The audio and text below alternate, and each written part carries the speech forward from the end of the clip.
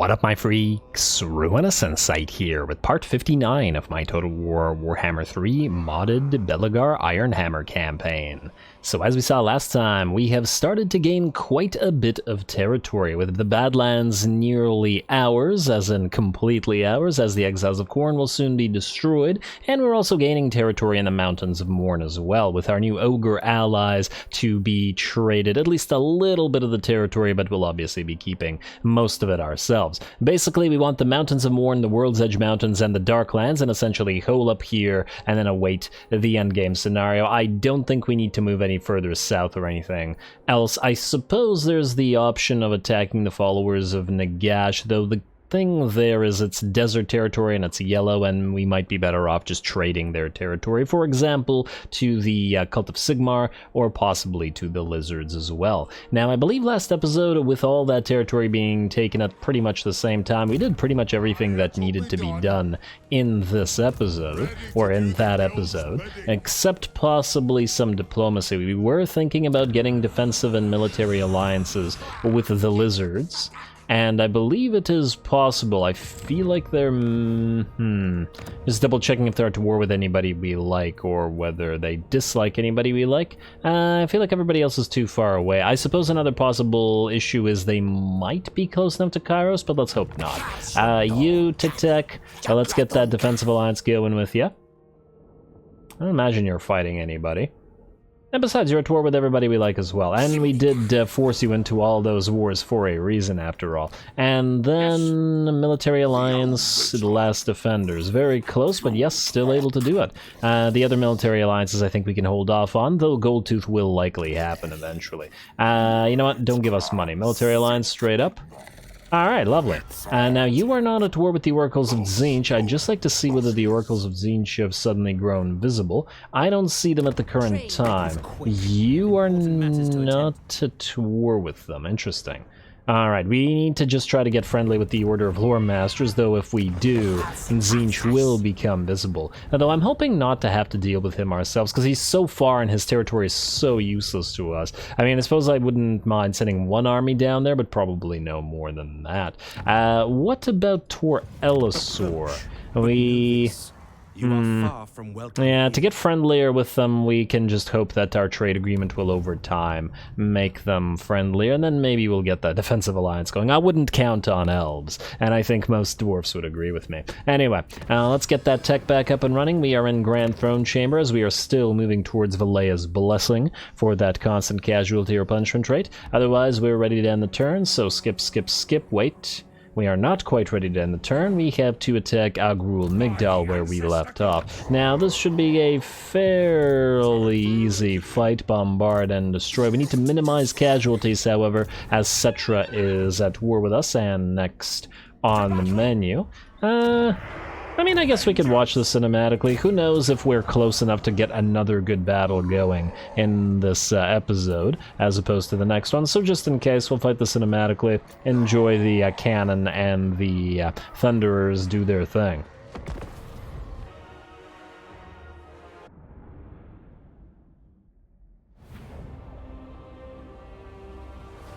For our ancestors! See to it!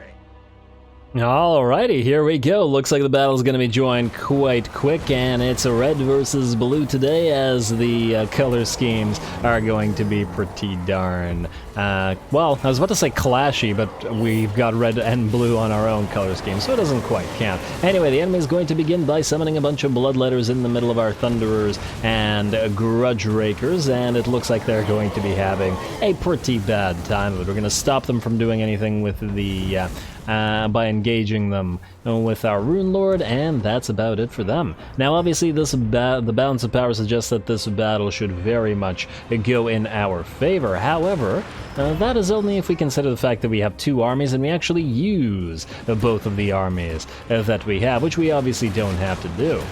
we could just use mostly this one and enjoy a little bit more of an even fight. Anyway, looks like some Furies are flying overhead. It might have looked like for a second they were heading towards our cannons, but then for whatever reason, they decided to all turn around. I'm not entirely sure what the purpose of this is, other than giving us some cool shots of them getting knocked out of the sky. Now, the grudge rakers, rather, not throwers, don't seem to be super effective at actually hitting them while they're flying around like this. Oh, maybe this is the AI doing the dance to try to avoid shots, but I don't see why it would be doing this when they're already taking damage.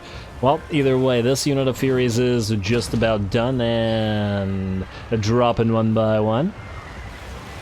And it looks like they're going to go after our gyrocopters. Well, smart of them, as the gyrocopters were going to go after the units of Chaos Spawn here, which have managed to charge one of our units of Thunderers, who did take 25% damage. Gotta be a little bit careful with them, unless we're going to pop the Rune of Oath and Steel to buff them up a little bit. Our gyrocopters are in melee with the enemy Furies, though it looks like said Furies have taken sufficient damage last time from the various Thunderers that they don't last very long in melee at all. Get a few parting shots from those Brimstone guns, and then turn back towards these units of Chaos Spawn. Said Chaos Spawn are doing fairly well with those AoE abilities that they have in SFO, and it looks like the Thunderers with Grudge Rakers are also taking a little bit of extra damage from our Brimstone guns and cannons, which might account for a lot of the damage we take. We've also got some reinforcements moving in, and by we I mean the enemy. The enemy has some reinforcements moving in the form of some Chaos Warriors with dual axes, though they are taking hits from Grudge Rakers to the sides. Not as much damage as a unit of blunderbusses, perhaps, but still fairly respectable. Looks like I was about to say one of the Chaos Spawn has gotten knocked down, but it was only down and not for the count. This one, however, is. Alrighty, well done to you. The cannons continue to fire, and the spawn is just about dead. Hopefully the Brimstone guns will knock it down, and yes, indeed, it looks like the gyrocopters do manage to get the kills and are now going to annoy the units of Chaos Warriors of Khorne as they try to run away, though it looks like they don't know where to run, as they are rather surrounded. This isn't the only place that we're fighting, however, as we are moving more units of Thunderers forward. Gonna knock out that platform real quick, and are going to be fighting some more Chaos Warriors of Khorne as soon as we get in range. The enemy towers, as we can see, have also been knocked down. There's a tier 4 here where I was targeted by our cannons, which we have currently separated into various locations. We got cannon, cannon, cannon, and cannon all the way back here where our second army is arriving. Now, as I said, we're not really going to be using that second army all that much, but we do want to capture the places just so the battle speeds up a little bit, so to some degree perhaps. Alrighty, and it looks like these Chaos Warriors of Khorne are marching forward, which means we're about to get some nice volleys into them from the Grudge Rakers. Why did you take out your axes? A little bit early, guys. You can get a nice volley. Oh, no, you're still attacking the wall. Okay, well, that's going to be a little bit problematic for you, but the cannons are going to help you out, and besides, we do have more Grudge Rakers and regular Thunderers. And then here as well. I mean, I guess that goes for the entire army, because this is our gunnery army. There we go. That's the volley I wanted. Very, very nice, and the units hitting them from the side hopefully are going to do a little bit more damage. These Chaos Warriors of Khorne heavily armored, but of course our regular Thunderers are quite armor-piercing, and the Grudge Rakers are as well. And there we go, and those shields are going to be useless if you turn your backs and run, which a Khornate warrior should never ever do. Well, I guess these guys aren't quite good enough, despite all the fancy armor that they've got. I feel like once you have armor this fancy, you probably shouldn't be routing.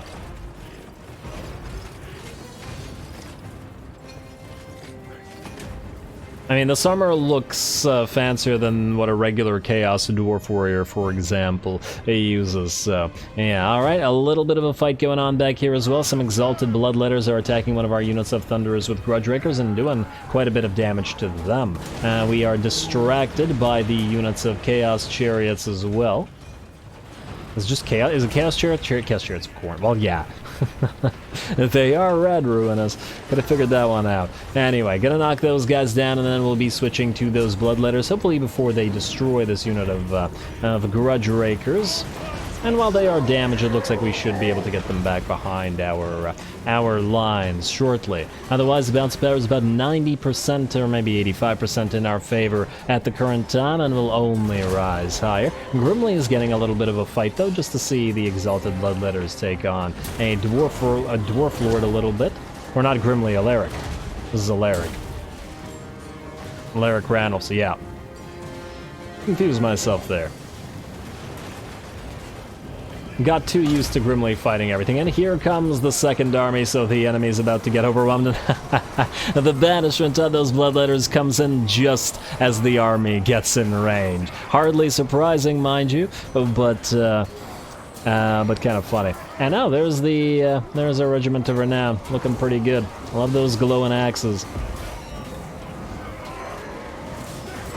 Alrighty, and down go the rest of these bloodletters as we move deeper into the enemy settlement, mostly once again, and just to capture the place. Our cannons are, it looks like the cannon just knocked down that last unit, or that last chariot, and let's see what we've got. Balance of power remains at about 90%, and there's 3-4 units in the enemy settlement, but I do believe that's about it, as in that's the battle. And we're just going to try to move forward. Our gyrocopters are going to shoot the enemy from up on high. And ooh, hello. And there's this unit of Exalted Bloodletters. Maybe they're willing to actually charge in and take hits from our Thunderers. Now maybe we want to hear a volley from them. There we go. And volley 2, please. There we go. Gunpowder and smoke. Exalted Bloodletters are down to about half HP. They are still charging, however, but a Rune of Wrath and Ruin overcast right in the middle of them vastly damages them or cripples the unit, and then one more volley from the guns bring the rest of them down. Beautiful. With the death of that unit or banishment of that unit of Bloodletters, it looks like the battle is ours. The enemy army has chain routed, and it's just a matter of time until the last unit of Bloodletters simply melts away. We're going to speed that up by dropping some bombs on, or apparently around them. Kind of whiffed that one. But oh well, we got more bombs where that came from, as there wasn't really such a good opportunity to drop them earlier, and that'll speed the battle up. Or the end of the battle up. And, okay, you guys are apparently not going to get one more volley off. These guys really are not so great at turning around. Like, if you tell them to actually attack a unit, they'll sort of sit in the wrong position for quite a while before they actually try to turn and attack it, which is a little bit odd. The gyrocopters do seem to need a lot of babysitting, wherein you turn them manually and then you tell them to attack. Kind of gotta treat them more like skirmisher cav in terms of the amount of babysitting that they require. But anyway, decisive victory for us. The place is ours. We did take a little bit of damage, but no big deal, I think. I still don't think that Cetra's going to, he's probably not going to try us.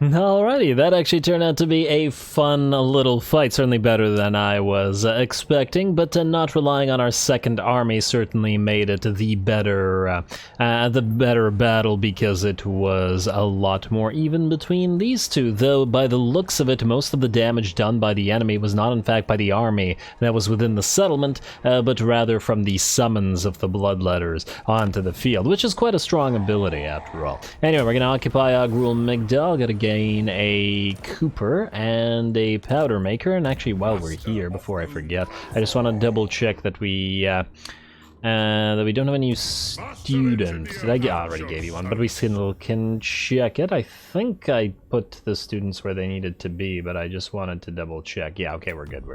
It did it between the episodes. Alrighty, well, with Agrul Migdal fallen, we will see whether Cetra decides to attack us. I sincerely doubt that he will, but the possibility does exist. I suppose what we could do is pop Alaric Ranulphs in here in ambush, which will prevent Cetra from seeing us. Wait. You are in range, right, Alaric? Huh, wait. Grudges will be settled. Yeah, he's in range. Good. So, if this works out, what'll happen is Cetra will think, oh, Durgrim here is by himself, weak and pathetic, and we will then be able to ambush and kill Cetra. Well, actually not ambush Cetra directly, but rather he'll attack Ogrul Migdal, and then Alaric will reinforce. Generally, I think that does work against the AI, as I've used it in several other campaigns, though I'm currently blanking as to which one that strategy was employed in repeatedly. I think it... I remember it was against the lizards, but I don't remember which faction with. But anyway, we're gonna skip, and I guess we're going to end the turn. Ooh, High King's Tribute Commandment, income plus 10%. Actually, out of curiosity, what's our most money-making province right now? Death Pass? Yeah, okay, it's only a tier 3. I was thinking if it's a higher tier, we can get High King's Tribute instead, but honestly, remember, it's only turn 63, so the territories aren't really all that high in terms of their tiers, though we are making good money out of a lot of them. Anyway, let's end the turn. Let's see if anything interesting happens. Exiles of Khorne look like they're not going to move, but it's Cetra that I'm more interested in. And I guess to a degree, the Caravan of Blue Roses as well. Oh, I didn't check whether we actually discovered the Tzeentchen faction. No, Khemri is not going to move. Okay, well, too bad, but it's okay. That's not good. That's not good at all. So either we attack Arguelon, who we're friendly with, or... Man, I'm surprised the Golden Order is willing to do this. Were they not at war with a billion factions? Huh. Well, that's unfortunate. We're probably going to... I'm just wondering whether it would be more beneficial to decline this. Income per turn 348, income per turn 343. They're very close. The thing about the Golden Order is that they're quite small in this campaign. They do have some decent stuff up here, though. They do border us. The thing is, would they... No, they are at war with a billion factions. They're a military ally, though, and they do provide us stuff. Damn it, yeah, I guess we're gonna have to enter war inside of Ally, and then we'll see if we can peace out with Arguelon pretty much immediately. A crying shame. But yeah, that's basically what I wanted to avoid. And Kolek is gonna declare war on us. That's fine, that's fine. You do that, Kolek. We were gonna declare war on you anyway, so that is hardly surprising, and your ally has been attacked. The Ecstatic Legions attack Ostermark. Okay. I guess the AI are really getting combative this turn. Alright. At the very least, it'll make it more interesting. Who the heck is this? I see an army out here, and it's raiding. Is this a Cathayan faction? And why is it out here? Who is this? The Dissenter Lords of Jin Shen. Huh, interesting. So they took an army and they decided to ignore these guys, who they're right beside, and these guys, who they're right beside, and presumably the Skaven, who they're right beside, and instead, let's just skip the rest of this, Grand Throne Chamber, Snatching Umgi Grudge. Raid any region belonging to Grand Cathay, okay? And hey, we got a student at least out of that. But yeah, these guys decided to bypass all this and go towards us. But hey, at least it'll be an opportunity to fight some Cathayans, which will make for some different sort of fights. Ooh, Grimgor is also nearby at the Mawgate with a full stack. Okay, we're gonna save that battle for next episode. I want to see what's going on with Durthu. Okay, so... these guys still like us. Durthu, minus 18 to peace out, eh? Wouldn't do it for 53k. Minus 125, darn. Oh man, maybe it would have been better to decline. The problem is he can jump over this and go to Karak Azor. Kirak Buftar is defended, though. He's got a rather weak army at the current time, so it's not like we're super concerned about him. I'm actually curious to see what he'll do. He might become weaker and weaker, and then we could just peace out with him and leave him to the to these guys. I guess he was already fighting Vissenland. Damn it, Durthu, why are you causing so many problems? Actually, who attacked who? I don't even remember anymore. Yeah, well, Golden Order does still have a lot of territory, so we're just going to maintain our alliance with them. Anyway, Ungrim Iron Fist. Now, we could push to Angrund now and get another capital territory here. I was going to go for Saber Mountain, but I think Angrund might be the better take, because we can use it essentially to defend against anything that comes down here. Yeah, alright, Ungrim, you're gonna move right here, which should mean you are... Oh, hello, wait. What do we have here? Go into ambush. Alright, let's see if Kaila's Soul Thief wants to move towards the Falls of Doom, in which case we could attack him there. Cazador Dragonslayer, I believe we were sending all of these guys to you, so we will continue doing so. You are going to, I guess, siege Kalak. I guess the question is whether you can take it, and the answer is probably yes. Yeah, Pyrrhic Victory will manually fight that. After we figure out what else we have to do. How's Clan Ferric out here? They have two settlements, eh? Yeah, so the problem with Ferric is that they could jump over Ruskalak. I guess the orcs can do the same. And we're getting closer and closer to Throg, which is also fairly likely to declare war on us. And Azazel's all the way out here. Looks like he's doing pretty good. Well, good for him. And good for Azazel. Good for at least some of the AIs to be accomplishing some stuff. Now, you are trying to take Sunken Karnark before we do. That's not going to happen. Grimly, and so all you, buddy. To the Sunken Karnark you go. And we'll send Recruiter Grimtide Sun to back you up. We'll auto-resolve this, I think, despite the relative damage that we're probably going to take from it. Gotta take it after all. And Galbaraz, you... Okay, we'll still get that, but not yet. How to resolve this, just double checking. Please don't be more than half damage. Okay, now we're okay. A little bit of damage, but not horrible. And hey, more research. Grimlet, wait. Oh, it's an archivist. I thought that was a student. I was like, wait a second, these guys can't go into armies. And gyrocopter mount for your master engineer. Our first gyrocopter mount. Isn't that swell? I've been wanting to get a few of these guys on these gyrocopters. Also, this is your only Master Engineer, so I do think that now that we have the Zufbar 42-pounders, we gotta go with increased mobility. Yeah, alright. And then Recruiter Grimtideson, I guess you can stay here. Well, you are a recruiter, though, which is somewhat problematic, because you really shouldn't be toting these guys around. Might want to get some Dwarf Warriors or something basic somewhere, and then have them traded essentially to you. Anyway, Galbaraz, we're going to upgrade you right now, mostly because, well, we want to get to that Oath Gold mine. And this is a fairly in the middle of stuff. On the other hand, because of the Oath Gold mine, it'll be making a lot of money, which means we're probably better off going for the refectory rather than the vaults, which I was originally planning, but it's okay. We will probably want the gate here, though, so let's do that, and then we'll see about Stormhenge and about the other stuff. Still have to march all the way down here. Next up, you two. Looks like Cetra ran away. We cannot reach him yet, unfortunately. We could claim Numos for ourselves. I guess if all these guys march down here, that will be okay. Also, I just want to double-check diplomacy again. All right. Marienburg, Ungel, Kindred, Ivres. Oh. Ivres are willing to trade. Eataine is willing to trade.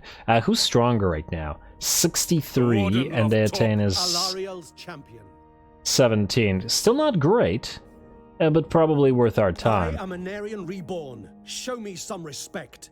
Yeah, the Hush Tyrion. They're still fighting Avalorn and Ivres, but honestly, at least maybe we'll be somewhat friendly with one of the elves.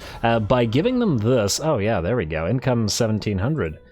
This will also be a lot of trade income for the elves themselves, which will probably power up Tyrion, maybe enough to actually overpower the other factions there. Order of Lore Masters no longer want to trade, at least not at the current levels, but our relationship with them continues to rise, so that's fine. Goldtooth, Ostermark, Talaqua, the rest of this looks okay to me. Yeah, and Durthu's still a problem. We might have to build a temporary lord here just to deal with him.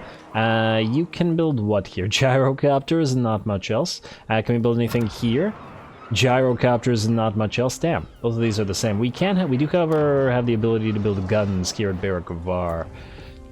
Do we have a recruiter nearby, I guess is another question. Also, I haven't checked the lords in a couple turns. Groby Slayer, Gazul, Strategist, Grimnir. Nice, but you're a lord we already had. Alright, doesn't look like anything crazy.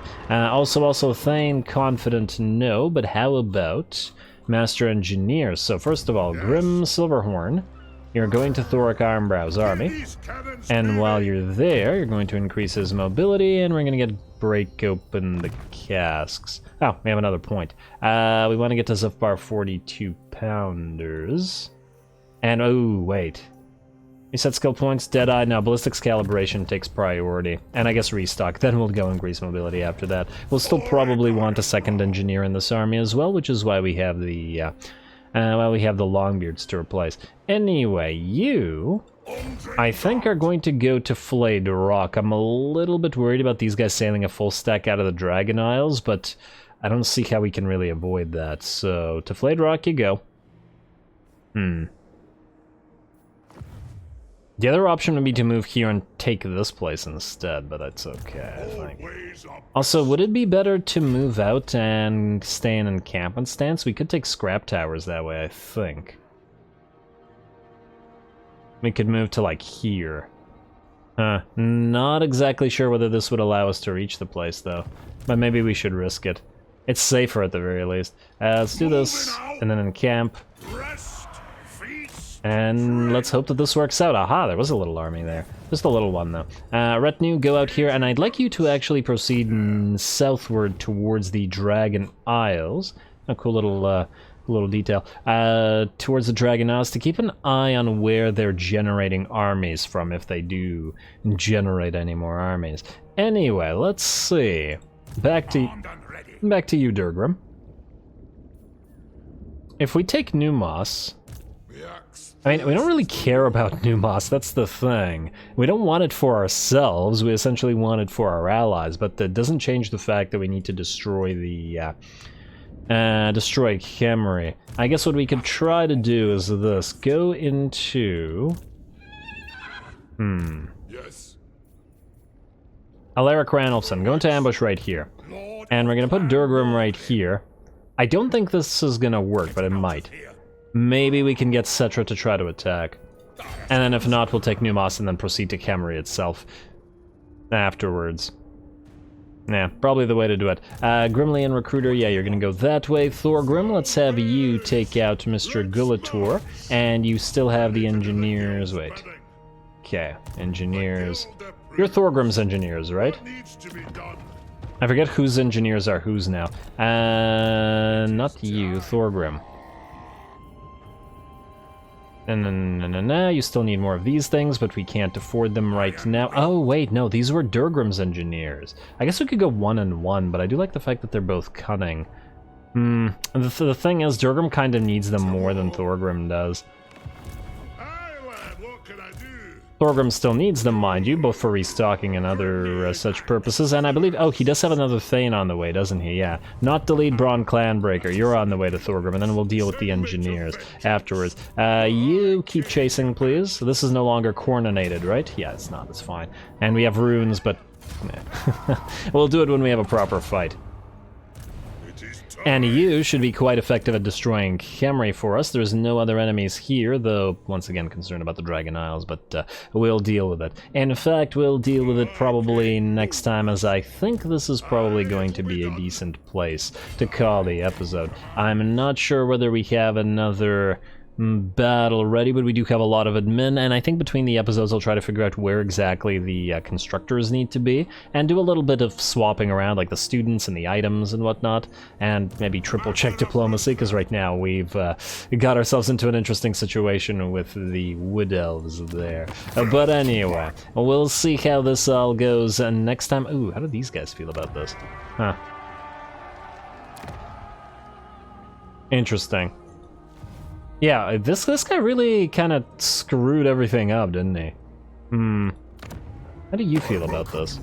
You're at war with the Broken Axe, you don't particularly like the various humans, and we don't like you, and you don't like our war with Arguelon. Well, that goes without saying, I guess. But anyway, we'll deal with this next time, so stay tuned to see how that all shakes out. Don't forget to leave a like and comment. All glory to the algorithm, and thanks for watching.